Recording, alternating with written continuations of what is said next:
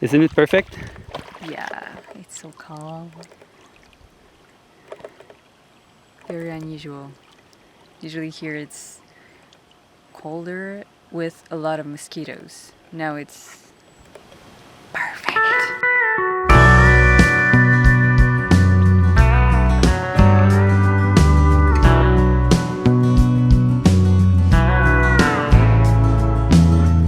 Perfect. And the place is closed for camping. That means that there's no one.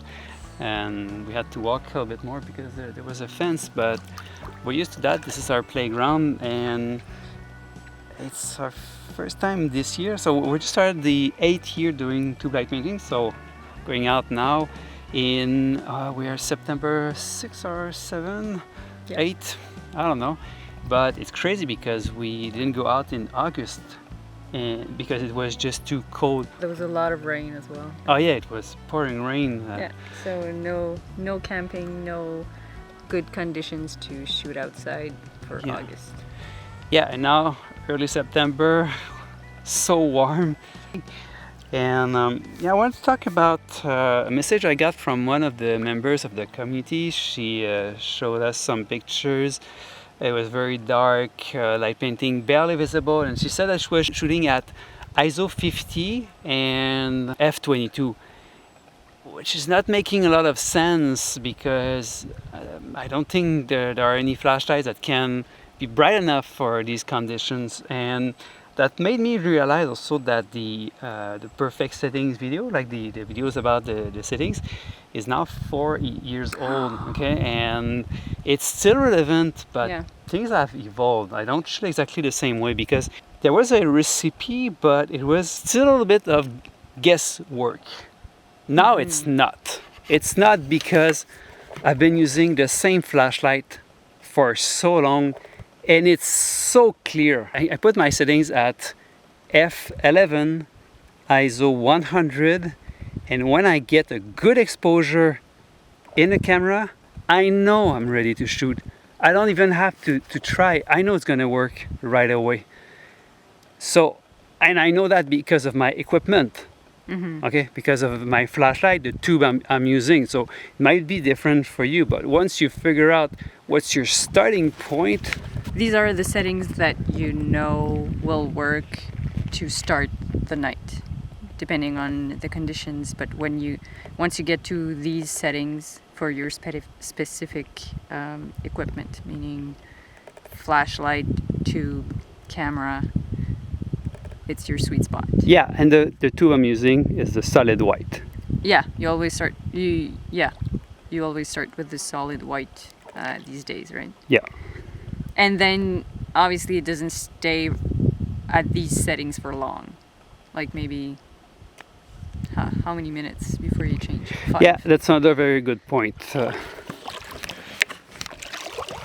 How long I am staying like this? It's probably 3 minutes, which made me wonder about that same person. Did she stop right away because it wasn't working? Because it was obviously too early to start doing light painting when she took those pictures.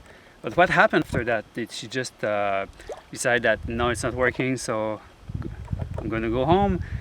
Because if she would have waited maybe just 10 minutes, then it would have worked. Not with these settings, but the balance would have been better between the brightness of your tube, because I know you had a 1000 lumen flashlight. So that means that your settings, your base setting would be about f8 and ISO 100. That would get you the perfect settings using either a milky white, solid white, or something that is quite bright. And if you wait even longer, then it's going to be even easier, because you can use a cheap 100 lumen flashlight. That's going to work if you wait a little bit more, and you still get very nice colors from the background. So here I know that, like with these conditions, clear sky, the sun on one side, I know that I'm going to start again at f11 ISO 100 once again, and about 1 hour later I'm going to be at ISO 3200, 8 seconds, f1.4. and yeah, my flashlight's going to be much weaker at about 50 or 100 lumens. So yeah, going back from that video we made 4 years ago, that was a good reference, still valid, but it's just that as of today, I don't even think about that because my equipment has been the same for a long time now, so it's just very easy to change the settings, so going back and forth to the camera, and we keep doing it. That wasn't good.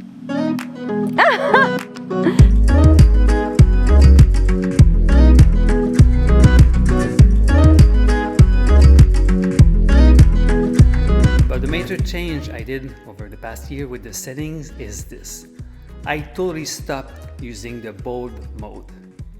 That means I'm always using a fixed exposure duration, which goes from 1 to 13 seconds depending on the brightness of the sky. There are 3 reasons for this. Consistent exposure for the background. All of my shots are properly exposed as I'm not guessing a duration using the bold mode. No more wireless trigger glitches. On bold mode, I need to hold the trigger button for the whole duration of the exposure, which can be quite glitchy sometimes. This problem is now totally solved as I simply need to press the button once, and I know that the camera is going to expose for the proper duration. Teaching. During workshops, everything goes fast, and anything I can do to simplify the technique is making the whole experience easier for everyone. Everybody sets the same exposure, and I simply provide a countdown.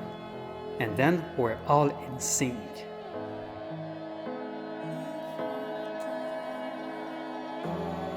Coming back to this lake, something magical happened tonight. We probably had one of our best creative nights ever, without having planned for this or having any expectations for that matter. After 8 years of unwavering dedication, creating mostly in harsh conditions, we end up here, on this perfect, calm night, making some of our best images so far. These 12 pictures have been taken during our 5-hour session.